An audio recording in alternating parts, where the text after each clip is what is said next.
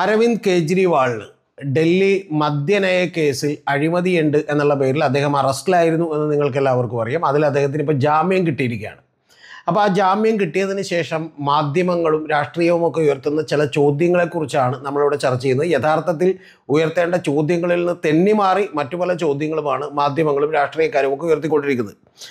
നമുക്കറിയാം, മാർച്ച് 21, 2024 ആദ്യമായിട്ട് enforcement directorate Aravind കെജ്രിവാളിനെ അറസ്റ്റ് ചെയ്യുന്നത്. അന്ന് അദ്ദേഹം 9ഓളം വരുന്ന സമൻസുകൾ അവഗണിച്ചു എന്നാണ് പറയുന്നത്.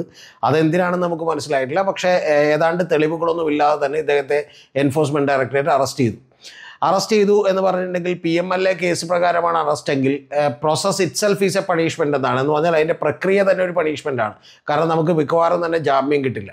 അപ്പോൾ അങ്ങനെ ജാമ്യം കിട്ടാതെ അദ്ദേഹം ഏതാണ്ട് 160 ദിവസത്തോളം ഇപ്പോൾ ജയിലിൽ കിടന്നു.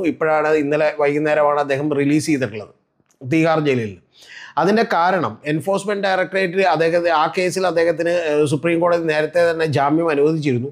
പക്ഷേ അങ്ങനെ ജാമ്യം അനുവദിച്ചപ്പോൾ അദ്ദേഹത്തിന് പുറത്തിറങ്ങാൻ കഴിയാതിരുന്നത് ഈ പറയുന്ന ജൂൺ 26 CBI അദ്ദേഹത്തിൻ്റെ വേറൊരു അറസ്റ്റ് കൂടി രേഖപ്പെടുത്തി. അതായത് ഇത് കുറ്റകൃത്യമൊക്കെ ഇത് തന്നെ മറ്റു പല വകുപ്പുകളൊക്കെ ചേർത്ത് അഴിമതി എന്ന് പറയുന്ന വകുപ്പുകളൊക്കെ ചേർത്താണ് ഇദ്ദേഹത്തെ CBI അറസ്റ്റ് ചെയ്തത്. അപ്പോൾ അതുകൊണ്ട് തന്നെ അദ്ദേഹം തീഹാർ ജയിലിൽ വീണ്ടും കണ്ടിന്യൂ ചെയ്യേണ്ടി വന്നു. PMLA ആക്ട് പ്രകാരം എന്ന് പറഞ്ഞിട്ടുണ്ടെങ്കിൽ മണി ലോണ്ടറിങ് ആണ് അതിനകത്തുള്ള ഏറ്റവും വലിയ വകുപ്പ് എന്ന് നമുക്കറിയാം. അപ്പോൾ ഇതിനിടയിൽ ഒരു 21 ദിവസമാണ് സുപ്രീം കോടതി ഏതാണ്ട് ഈ പറയുന്ന ലോക്സഭാ തെരഞ്ഞെടുപ്പിൽ പ്രചാരണം നടത്താൻ വേണ്ടിയിട്ട് അരവിന്ദ് കെജ്രിവാളിനെ പുറത്തേക്ക് വിടുകയും ചെയ്തിട്ടുണ്ടായി. അപ്പോൾ ഇപ്പോൾ അദ്ദേഹം പൂർണ്ണമായിട്ടും സുപ്രീം കോടതി ജാമ്യം നൽകിയിരിക്കുന്നു എന്നുള്ളതാണ്. പക്ഷേ ഇപ്പോൾ ചർച്ച ചെയ്യുന്ന ഏറ്റവും പ്രധാനപ്പെട്ട കാര്യം ആ ജാമ്യത്തിലെ 2 വ്യവസ്ഥകളും അവ്യവസ്ഥകളുള്ളത് കൊണ്ട് തന്നെ അരവിന്ദ് കെജ്രിവാളിന് മുഖ്യമന്ത്രിയായി തുടരാൻ കഴിയുമോ എന്നുള്ളതാണ്. നമ്മുടെ രാജ്യത്ത് അപൂർവമായി മാത്രമേ മുഖ്യമന്ത്രിമാർ ഇതുപോലെ അറസ്റ്റിലായിട്ടുള്ളൂ. അതിലൊന്ന് ലാലു പ്രസാദ് യാദവാണ്, നമുക്കറിയാം. അദ്ദേഹം അറസ്റ്റിലായപ്പോൾ അദ്ദേഹത്തിൻ്റെ വിശ്വസ്തയായിട്ടുള്ള സ്വന്തം ഭാര്യ രാബ്രി ദേവിക്കാണ് ആ ചുമതല കൊടുത്തിട്ട് പോയത്. അതിനുശേഷം നമ്മൾ ഈ അടുത്തിടെ കാണുന്നത് ഹേമന്ത് സോറൻ്റെ കേസാണ്. ഹേമന്ത് സോറൻ അറസ്റ്റിലായപ്പോൾ അദ്ദേഹത്തിൻ്റെ സഹോദരനായിട്ടുള്ള ചമ്പൈ സോറനെ മുഖ്യമന്ത്രി പദത്തിൽ എത്തിക്കുകയാണ് ചെയ്തിട്ടുള്ളത്. പക്ഷേ അതിനുശേഷം ഈ ഹേമന്ത് സോറന് ജാമ്യം കിട്ടി തിരിച്ചു വരുന്നപ്പോൾ ചമ്പൈ സോറൻ ഇപ്പോൾ ഏതാണ്ട് BJPയിലേക്ക് എത്തി നിൽക്കുകയാണ്. അപ്പോൾ ഇപ്പോൾ ആളുകളൊക്കെ ചർച്ച ചെയ്യുന്നൊരു കാര്യം മുഖ്യമന്ത്രിയായ അരവിന്ദ് കെജ്രിവാളിന് തുടരാൻ കഴിയുമോ എന്നുള്ളതാണ്. ഒരു BJP ഹാൻഡിലുകളും അതുപോലെ BJPയോട് അനുകൂലിച്ച് നിൽക്കുന്ന ഹാൻഡിലുകളും അതുപോലെ തന്നെ BJPയും ഒക്കെ ഉയർത്തുന്ന ഏറ്റവും വലിയ വാദം അത് തന്നെയാണ് നമ്മുടെ നാഷണൽ മീഡിയയും ഒക്കെ ഉയർത്തിക്കൊണ്ടിരിക്കുന്നൊരു വാദം. അതിൻ്റെ പ്രധാനപ്പെട്ട കാരണം എന്ന് പറയുന്നത് അരവിന്ദ് കെജ്രിവാളിന് മുഖ്യമന്ത്രിയുടെ ഓഫീസിൽ പോകാൻ കഴിയില്ല എന്നുള്ളത് എൻഫോഴ്സ്മെൻറ്റ് ഡയറക്ടറേറ്റിൻ്റെ ജാമ്യം കൊടുത്തതിൻ്റെ കണ്ടീഷനുകളിലൊന്നാണ്. അതേ കണ്ടീഷനുകളൊക്കെ തന്നെ ഇപ്പോഴും നിലനിൽക്കുന്നുണ്ട് ഈ പറയുന്ന CBIയുടെ കേസിലും. രണ്ടാമതൊരു കാര്യം എന്ന് പറയുന്നത് അദ്ദേഹത്തിന് ഒരു ഫയലിലും ഒപ്പിടാൻ കഴിയില്ല എന്നുള്ളതാണ്. അതായത് മുഖ്യമന്ത്രി എന്നുള്ള നിലക്ക് അദ്ദേഹത്തിന് ഒരു കാരണവശാലും ഒരു ഫയലിലും ഒപ്പിടാൻ കഴിയില്ല എന്നുള്ളതാണ്. അപ്പോൾ ഈ 2 കാര്യങ്ങൾ ഉണ്ടായിട്ടും ഹേമന്ത് സോറൻ രാജിവെച്ചിരുന്നു, ലാലു പ്രസാദ് യാദവ് രാജിവെച്ചിരുന്നു. പക്ഷേ നമ്മുടെ അരവിന്ദ് കെജ്രിവാൾ രാജിവെച്ചിട്ടില്ല. അതിൻ്റെ പ്രധാനപ്പെട്ട കാരണങ്ങളിലൊന്ന് ഈ ഡൽഹിയുടെ മുഖ്യമന്ത്രി എന്നുള്ള നിലയ്ക്ക് ഏതാണ്ട് ഒരു പകുതി അധികാരം മാത്രമേ ഉള്ളൂ. ഒരു ഫുൾ മുഖ്യമന്ത്രിയുടെ അധികാരങ്ങളില്ല എന്ന് പറഞ്ഞാൽ അവിടുത്തെ ലോ ആൻഡ് ഓർഡറൊക്കെ നോക്കുന്നത് കേന്ദ്ര ഗവൺമെൻറ് തന്നെയാണ്. അപ്പോൾ മാധ്യമങ്ങൾ ഈ ചർച്ച കൊണ്ടുപോകുന്നത് ഈ വഴിക്കാണ്. യഥാർത്ഥത്തിൽ ഓക്കെ, അരവിന്ദ് കെജ്രിവാൾ ഭരണം തുടരുമോ അതോ അധികാരത്തിലിരിക്കുമോ മുഖ്യമന്ത്രിയായി തുടരുമോ എന്നൊക്കെ ഉള്ളത് വിഷയം തന്നെയാണ്, അതല്ല എന്ന് ഞാൻ പറയുന്നില്ല. പക്ഷേ ഈ കോടതി വിധിയും ജാമ്യവും ഉയർത്തുന്ന വിഷയങ്ങൾ മറ്റു ചിലതാണ് എന്നെനിക്ക് പറയാതെ വയ്യ. അതുകൊണ്ടാണ് ഞാൻ ഈ വീഡിയോ എടുക്കുന്നത്. ഞാൻ അതിൻ്റെ 60 പേജുള്ള ജഡ്ജിമെൻറ്റ് പൂർണ്ണമായും തന്നെ ഇന്നലെ രാത്രിയിൽ തന്നെ വായിച്ചു നോക്കിയിരുന്നു. കൂടാതെ ഞാൻ ആ കോടതിയിൽ നടന്നിട്ടുള്ള പരാമർശങ്ങളെക്കുറിച്ച് വിശദമായി തന്നെ അന്വേഷിച്ചിരുന്നു. അതിൽ ചില മാധ്യമങ്ങളിൽ വന്ന റിപ്പോർട്ടുകളുമൊക്കെ അന്വേഷിച്ചിരുന്നു. ഈ കേസ് യഥാർത്ഥത്തിൽ ഒരു നിലനിൽക്കാത്ത കേസാണ്, അല്ലെങ്കിൽ ഇതിൻ്റെ യാതൊരു തെളിവുകളും CBIക്ക് ഹാജരാക്കാൻ കഴിഞ്ഞിട്ടില്ലെന്ന് മാത്രമല്ല, നമ്മുടെ അഡീഷണൽ സോളിസിറ്റർ ജനറൽ ആയിട്ടുള്ള SV രാജു ഇന്നലെ അവിടെ പറഞ്ഞിട്ടുള്ളത് വളരെ നിസ്സാരമായിട്ടുള്ള ബാലിശമായിട്ടുള്ള വാദങ്ങളാണ് എന്ന് കൂടി കോടതി പറഞ്ഞിട്ടുണ്ട്. ഇതിനിടയിൽ നമ്മുടെ കോടതി പറഞ്ഞേക്കുന്ന ഏറ്റവും പ്രധാനപ്പെട്ട കാര്യം ഈ കേസിനെക്കുറിച്ച് തന്നെ പറയുന്നത്, അല്ലെങ്കിൽ അരവിന്ദ് കെജ്രിവാളിൻ്റെ കസ്റ്റഡിയെക്കുറിച്ച് പറയുന്ന ഒരു കാര്യം അൺജസ്റ്റ് ഡിപ്രവേഷൻ ഓഫ് ലിബർട്ടി എന്നാണ്. അൺജസ്റ്റ് ഡിപ്രവേഷൻ ഓഫ് ലിബർട്ടി എന്ന് പറഞ്ഞിട്ടുണ്ടെങ്കിൽ ഇത് അന്യായമായി സ്വാതന്ത്ര്യം ഹനിക്കുന്നു എന്നാണ് ഒരാളുടെ സ്വാതന്ത്ര്യം ഹനിക്കുന്നു എന്നാണ് കോടതി പറഞ്ഞിട്ടുള്ളതെങ്കിൽ ഉജ്ജൽ ബുയാൻ എന്ന് പറയുന്ന 2 ജഡ്ജിമാരാണ് ഉണ്ടായിട്ടുള്ളത്. ഒന്ന് ജസ്റ്റിസ് ശ്രീകാന്തും അതുപോലെ സൂര്യകാന്തും അതുപോലെ തന്നെ ഉജ്ജൽ ബുയാനും.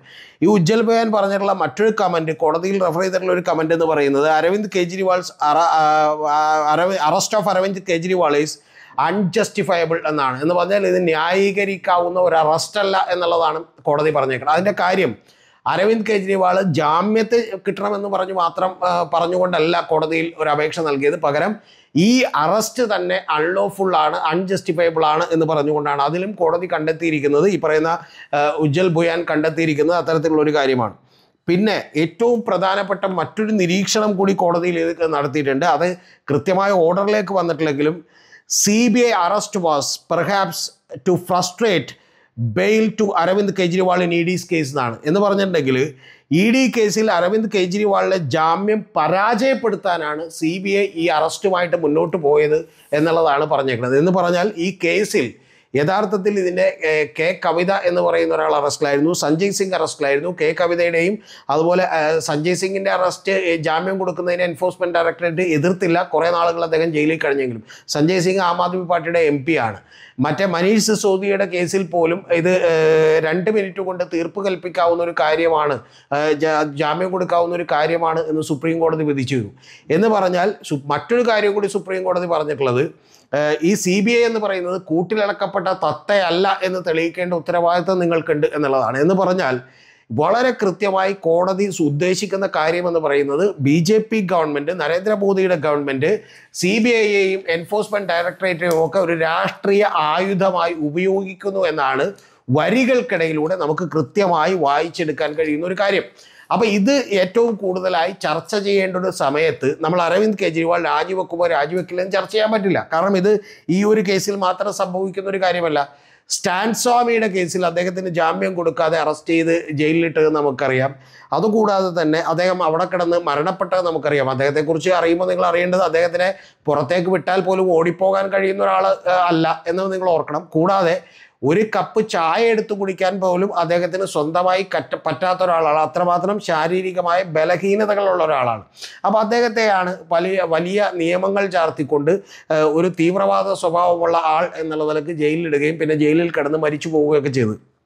ഇതുകൂടാതെ നമുക്ക് ഈ അടുത്തുണ്ടായിട്ടുള്ള ഒരു കേസ്, ആ കേസിൽ പ്രബീർ പുർക്കായസ്ഥയുടെ ന്യൂസ് ക്ലിക്കിനെതിരെ ഉണ്ടായിട്ടുള്ള കേസാണ്. ആ കേസിലും യഥാർത്ഥത്തിൽ അന്ന് ആ കേസ് നടക്കുന്ന സമയത്ത് ഞാൻ ഈ പ്രബീർ പുർക്കായസ്ഥയുടെ അറസ്റ്റിന് അനുകൂലമായി വീഡിയോ ചെയ്ത ഒരാളാണ്. ആ വീഡിയോ ചെയ്യാനുള്ള കാരണം അന്ന് ഏതാണ്ട് 86 കോടി രൂപ ഇദ്ദേഹത്തിൻ്റെ അക്കൗണ്ടിലേക്ക് വന്നു എന്നാണ് കൃത്യമായി മാധ്യമങ്ങൾ വളരെ വിശ്വാസ്യതയോട് കേന്ദ്ര ഗവൺമെൻറ്റും മാധ്യമങ്ങളും ഒക്കെ റിപ്പോർട്ട് ചെയ്തത്. അപ്പോൾ അതിൽ ചില ചൈനീസ് ബന്ധങ്ങളുണ്ടെന്നും ഈവൻ ജോർജ് സോറോസ് എന്നൊക്കെ പറഞ്ഞ് പതിവായി പറഞ്ഞു കേൾക്കുന്ന ചില പേരുകളൊക്കെ കേട്ടിരുന്നു. അപ്പോൾ നമ്മൾ വിചാരിച്ചത് ഗവൺമെൻറ് ഒന്നുമില്ലാതെ അങ്ങനെ അറസ്റ്റ് ചെയ്യില്ല, ഇത്തരത്തിലുള്ള ഫണ്ടിങ് ഒക്കെ സ്വാഭാവികമായിട്ടും നടക്കാനുള്ള സാധ്യതകളുണ്ട് എന്ന് വിചാരിച്ചാണ് നമ്മൾ വീഡിയോ. പക്ഷേ ഇപ്പോൾ ഈ കേസുകളെല്ലാം എടുത്തു നോക്കിയാൽ ഈ കേസുകളിലെല്ലാം കേന്ദ്ര ഗവൺമെൻറ് പരാജയപ്പെടുന്നു എന്ന് മാത്രമല്ല, ഇതിന് വളരെ നിസ്സാരമായ കാരണങ്ങൾ പറഞ്ഞുകൊണ്ട് ഇവരുടെ എല്ലാം ഒരു തടവിൻ്റെ കാലാവധി നീട്ടിപ്പോകുന്നതിനാണ് ഗവൺമെൻറ് ശ്രമിക്കുന്നത് എന്ന് പറയുന്ന ഒരു ഏകാധിപത്യ സ്വഭാവം കാണിക്കുന്നുണ്ടോ എന്ന ഗൗരവതരമായ ഒരു ചർച്ചയാണ് നമ്മുടെ ഇന്ത്യൻ സമൂഹത്തിൽ ഉയർന്നു വരേണ്ടത്. പകരം അരവിന്ദ് കെജ്രിവാൾ രാജിവെക്കുമില്ല എന്നുള്ളതല്ല, അത് തീർച്ചയായും നമുക്ക് ചർച്ച ചെയ്യാം. പക്ഷേ അത് ധാർമ്മികത ഉയർത്തിപ്പിടിച്ച് രാജിവെക്കേണ്ടതാണ്. അത് രണ്ടാമത്തെ കാര്യമാണ്. അരവിന്ദ് കെജ്രിവാളും ആം ആദ്മി പാർട്ടിയും ഒന്നും പണമില്ലാത്ത പാർട്ടിയാണെന്നൊന്നും ഞാൻ വിചാരിക്കുന്നില്ല. അവർക്ക് കാരണം അവർ BJP കഴിഞ്ഞാൽ ഏറ്റവും കൂടുതൽ പ്രചരണത്തിന് പണം ചെലവാക്കിയ പാർട്ടികളിലൊന്നാണ് ആം ആദ്മി പാർട്ടി. ഏതാണ്ട് 530 കോടി രൂപയെങ്ങാണ്ട് ചെലവാക്കിയ ഒരു പാർട്ടിയാണ്. അപ്പോൾ അതുകൊണ്ട് തീർച്ചയായിട്ടും ആം ആദ്മി പാർട്ടിയും ഒക്കെ ഇന്ത്യൻ ജനാധിപത്യത്തിൽ നിൽക്കണമെങ്കിൽ പണം വേണം. അപ്പോൾ വലിയ പണക്കാരുടെ അടുത്തൊക്കെ പണം സ്വരൂപിച്ചിട്ടുണ്ട് എന്ന് തന്നെ ഞാൻ വിചാരിക്കുന്ന ഒരു കാര്യമാണ്. പക്ഷേ അങ്ങനെ പണം സ്വരൂപിച്ച മറ്റാർക്കുമെതിരെ എടുക്കാതെ എന്തിനാണ് അരവിന്ദ് കെജ്രിവാളിനെതിരെ മാത്രം എടുക്കുന്നത് എന്നുള്ളതാണ് പല പ്രോ BJP ഹാൻഡിലുകളും അല്ലെങ്കിൽ BJP അനുകൂല ഹാൻഡിലുകളും ഒക്കെ നമ്മളോട് ചോദിക്കുന്നത്. കാരണം മറ്റ് രാഷ്ട്രീയക്കാരുടെയൊക്കെ എടുക്കണമെങ്കിൽ കോൺഗ്രസിനെതിരെ എടുത്തൂടെ, CPM-നെതിരെ എടുത്തൂടെ, അല്ലെങ്കിൽ സമാജ്വാദി പാർട്ടിക്കെതിരെ കേസ് എടുത്തൂടെ, എന്തുകൊണ്ട് അവർക്കെതിരെ ഒന്നും എടുക്കുന്നില്ലോ എന്നാണ്. അതിലൊരു പ്രധാനപ്പെട്ട കാര്യം കൂടിയുണ്ട് എന്ന് ഞാൻ വിചാരിക്കുന്നു. കാരണം BJP ഭയക്കുന്ന ഏറ്റവും വലിയ പാർട്ടി എന്ന് പറയുന്നത് അത് ആം ആദ്മി പാർട്ടിയാണ്. അതിൻ്റെ പ്രധാനപ്പെട്ട കാര്യം എന്ന് പറയുന്നത് ആം ആദ്മി പാർട്ടി കഴിഞ്ഞ തവണ ഡൽഹിയിൽ വലിയ പെർഫോമൻസ് കാഴ്ചവെക്കില്ല എന്ന് പറഞ്ഞിരുന്ന ഒരാളാണ് ഞാൻ. ആ പറഞ്ഞതിൻ്റെ ഉദ്ദേശം ഒരൊറ്റ കാര്യമേ ഉള്ളൂ. ഡൽഹിയിൽ അങ്ങനെ ലോക്സഭാ തെരഞ്ഞെടുപ്പിൽ വലിയ പ്രകടനം കാഴ്ചവെക്കാൻ കഴിയാത്തതിൻ്റെ കാരണം അവിടുത്തെ ആളുകളിലേക്ക് ഒരു ഹിന്ദുത്വ അജണ്ട അല്ലെങ്കിൽ ഒരു സംഘപരിവാർ അജണ്ട കൃത്യമായി ആളുകളുടെ മനസ്സിലേക്ക് എത്തിയിരിക്കുന്നു എന്നും അങ്ങനെ മനസ്സിലേക്ക് എത്തിയിട്ടുള്ള ആളുകളെ സംബന്ധിച്ചോളം സ്റ്റേറ്റിൽ അവരുടെ പ്രതിനിധിയായ അരവിന്ദ് കെജ്രിവാളും നാഷണൽ ലെവലിൽ അവരുടെ പ്രതിനിധിയായി മോദിയും വരുന്നതാണ് അവർക്ക് ഇഷ്ടം എന്നുള്ളത് കൊണ്ടാണ്. എന്ന് പറഞ്ഞാൽ ഈ രണ്ട് സംഘടനകളുടെയും ആം ആദ്മി പാർട്ടിയുടെയും അതുപോലെ BJPയുടെയും ഒക്കെ ഐഡിയോളജികളിൽ വലിയ വ്യത്യാസമില്ല എന്നുള്ളത് നിങ്ങൾ കൃത്യമായി എടുത്തു നോക്കിയാൽ കാണാം. എന്ന് പറഞ്ഞാൽ ഒന്ന്, അവർ ഡെവലപ്മെൻറ്റ് മുന്നോട്ട് വെക്കുന്നുവെങ്കിൽ ഡെവലപ്മെൻറ്റിൻ്റെ കാര്യത്തിൽ BJPയേക്കാൾ ഒരു പടി മുന്നോട്ട് വെക്കുന്ന കാര്യമാണ് ആം ആദ്മി പാർട്ടി നടത്തുന്നത്. അവരൊരുപാട് ഫ്രീ ബീസ് ജനങ്ങൾക്ക് കൊടുക്കുന്നുണ്ട്. ഒരു വെൽഫെയർ സ്റ്റേറ്റിൻ്റെ പ്രതീതി സൃഷ്ടിക്കാൻ അവർക്ക് കൃത്യമായി കഴിയുന്നുണ്ട് BJPയേക്കാൾ കൂടുതൽ.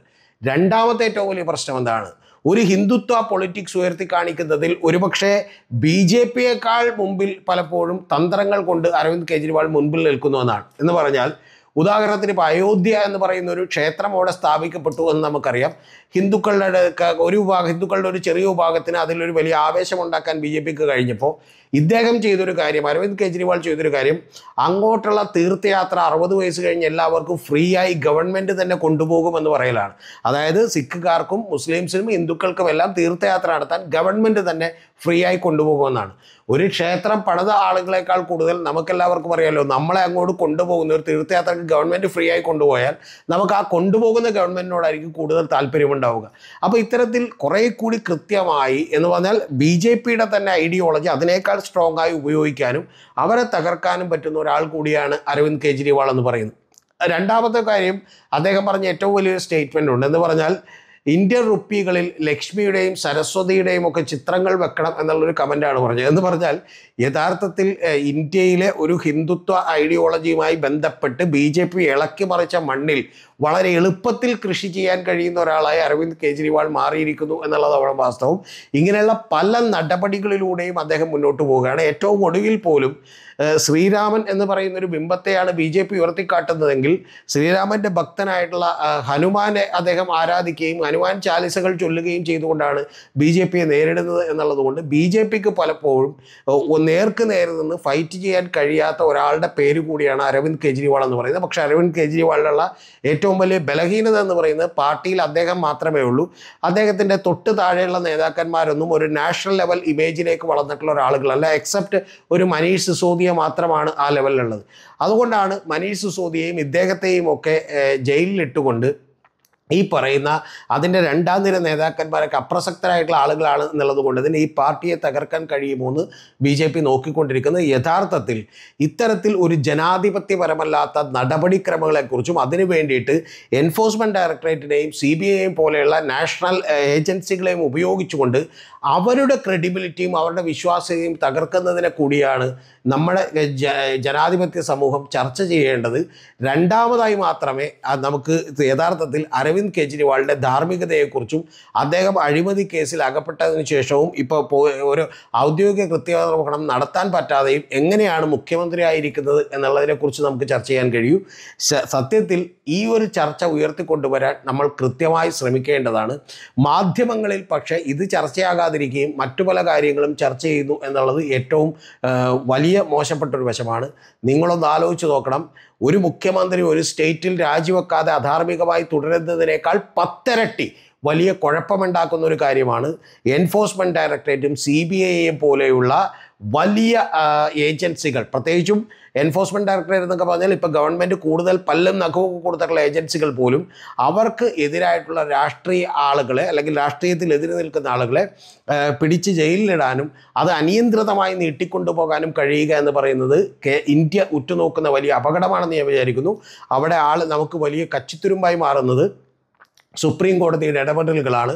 കഴിഞ്ഞ ദിവസങ്ങളിൽ സുപ്രീം കോടതി പറഞ്ഞിട്ടുള്ള ഒരു കാര്യം തന്നെയാണ്, അകാരണമായി ഒരാളുടെ സ്വാതന്ത്ര്യത്തെ ഹനിക്കാൻ ഇടയാക്കുന്നുവെങ്കിൽ അത് അനുവദിക്കാൻ കഴിയില്ല എന്നാണ് സുപ്രീം കോടതി പറഞ്ഞേക്കുന്നത്. ഈ കേസിൻ്റെ ഒരു ലൈഫ് തന്നെ തീർന്നു എന്നാണ് ഞാൻ വിചാരിക്കുന്നത് ഈ വിധിയിലൂടെ. കാരണം ഇതിനിടയിൽ ഒരു തരത്തിലുള്ള തെളിവുകളും കൊടുക്കാൻ SV രാജു എന്ന് പറയുന്ന അഡീഷണൽ സോളിസിറ്റർ ജനറലിനോ CBIക്കോ എൻഫോഴ്സ്മെൻറ്റ് ഡയറക്ടറേറ്റിനോ കഴിഞ്ഞിട്ടില്ല എന്നുള്ളത് കൂടി വാസ്തവമായിട്ടുള്ള ഒരു കാര്യമാണ്.